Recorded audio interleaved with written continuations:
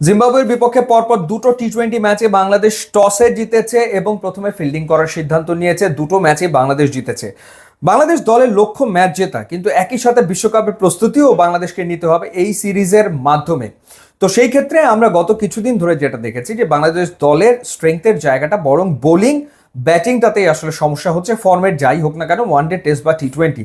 তো সেই জায়গাটাতে জিম্বাবুয়ের বিপক্ষে এই 5 ম্যাচের টি-20 সিরিজে বাংলাদেশ যদি ধারাবাহিকভাবে 180+ করতে পারতো তাহলে ব্যাটাররা কিছু ভালো ইনিংস খেলতো এবং ডেফিনেটলি বাংলাদেশের ওভারঅল প্রিপারেশনটা আসলে ভালো হতো, কারণ বাংলাদেশের ব্যাটারদের কনফিডেন্সটা আসলে বাড়তো। কিন্তু সেটা হয়নি। প্রথম টি-20তে জিম্বাবুয়ে আগে ব্যাট করে আউট হয়ে গেছে, অল আউট হয়ে গেছে 124 রানে, এবং বাংলাদেশ 15.2 ওভারে সেই ম্যাচ শেষ করে দিয়েছে, 8 উইকেট হাতে রেখে ম্যাচ জিতেছে।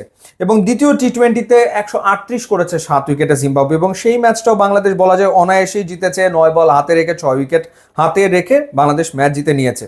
কিন্তু যদি বাংলাদেশ আসলে প্রথমে ব্যাট করতো তাহলে পাওয়ার প্লেতে বাংলাদেশ আসলে কি অ্যাপ্রোচে খেলতে চায় ওয়ার্ল্ড কাপে সেই চর্চাটা হয়ে যেত। বাংলাদেশ আসলে 20 ওভারে ঠিক কত রানের টার্গেটে খেলবে সেই চর্চাটাও আসলে হয়ে যেত। সেই অনুযায়ী ব্যাটিংটা বাংলাদেশ করতে পারতো।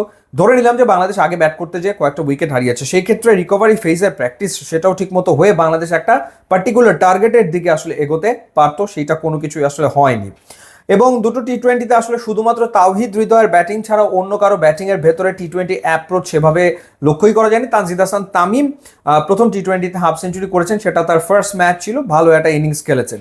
এছাড়া মাহমুদুল্লাহ রিয়াদ দ্বিতীয় টি-20 ম্যাচটাতে তিনি একটা ইনিংস খেললেন এবং সেটা হচ্ছে 16 বলে 26 রানের 162 স্ট্রাইক রেটে টি-20 উপযোগী। কিন্তু ওপেনিংয়ের যে সমস্যা, লিটন কুমার দাস যিনি এই ম্যাচে রানে ফেরার একটা ইঙ্গিত দিচ্ছিলেন বটে, 25 বলে 23 রান ওপেনারের ব্যাট থেকে টি-20 ফরম্যাটে, 2 4 একটা মাত্র 6, এবং এই 25 বলে 23 রানের ভেতরে তিনি আম্পায়ার্স কলে একবার বেঁচেছেন, একবার তিনি 21 রানের মাথায় আসলে লাইফ পেয়েছেন, তার ক্যাচ ছেড়ে দিয়েছিলেন লুক জঙ্গি। কিন্তু তারপরে ইনিংসটাকে লিটন কুমার দাস আসলে বড় করতে ব্যর্থ হয়েছেন, বড় করতে পারেননি। তানজিদ হাসান তামিম 19 বলে 18 রান করেছেন, এবং এরপর নাজমুল হোসেন শান্ত 15 বলে 16 রান করেছেন। সো টি-20 সুলভ ব্যাটিংটা টপ অর্ডারের কাছ থেকে আসলে পাওয়া যায়নি। আর দ্বিতীয় অর্থাৎ বাংলাদেশ যখন পরে ব্যাট করছে, দুটো ম্যাচেই বৃষ্টি বারবার বাধা দিয়েছে। সো বৃষ্টির কারণে বাংলাদেশের ব্যাটিংয়ের যে ছন্দ সেটাও বারবার ক্ষতিগ্রস্ত হচ্ছে। সো প্রথমে কেন বাংলাদেশ ব্যাট করছে না সেটা কোনো কারণে আসলে বোধগম্য হচ্ছে না। প্রিপারেশনের কথা বললে বোধহয় আগে ব্যাট করলে বাংলাদেশের জন্য প্রিপারেশনের ক্ষেত্রে সেটা বরং ভালোই হতো, কিন্তু হয়তো বাংলাদেশের লক্ষ্য হচ্ছে আগে ম্যাচ জেতা, সিরিজ জেতা নিশ্চিত করা, তারপরে হয়তো গিয়ে বাংলাদেশ হয়তো প্রথমে ব্যাট করলেও করতে পারে। যাই হোক, এই হলো গিয়ে অবস্থা।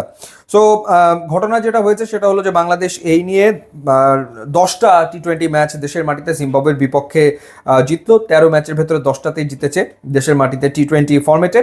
আর আজকে যে ঘটনাটা ঘটেছে, জিম্বাবুয়ে 138 করেছে, এটাই আসলে ওদের করার কথা ছিল না, কারণ পাওয়ার প্লেতে যে অবস্থা ওদের ছিল, পাওয়ার প্লেতে একটা বাউন্ডারি মারতে পারেনি। প্রথম 6 ওভার কোনো চার নাই, কিছু নাই জিম্বাবুয়ের ইনিংসে, তারপরে তারা 138 করেছে 7 উইকেটে, এবং সেটা মূলত হয়েছে আসলে ক্যাম্বেলের কারণে। অ্যালিস্টার ক্যাম্বেলের ছেলে, তিনি একটা ভালো ইনিংস আসলে খেলেছেন, 4টা 4 3টা 6, তিনি 24 বলে 45 রান করেছেন, এবং একটা রেকর্ডও, সেটা হলো যে অভিষেকে জিম্বাবুয়ের পক্ষে এটাই সর্বোচ্চ রানের ইনিংস।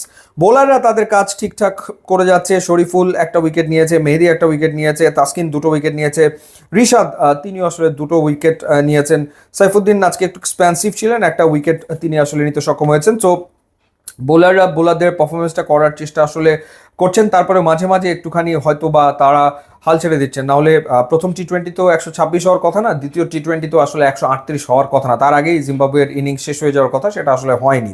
তো বাংলাদেশ পর্ব দুটো ম্যাচ জিতলো, কিন্তু বিশ্বকাপের প্রস্তুতি ঠিক মতো হচ্ছে বলে আমার কাছে তো মনে হচ্ছে না। এখন দেখার ব্যাপার তৃতীয় টি-20 থেকে বাংলাদেশ আসলে কি করে। ইউটিউব ইনস্টাগ্রাম লিঙ্ক আছে, আপনারা যোগ দিলে খুবই খুশি হবে। And thanks for watching.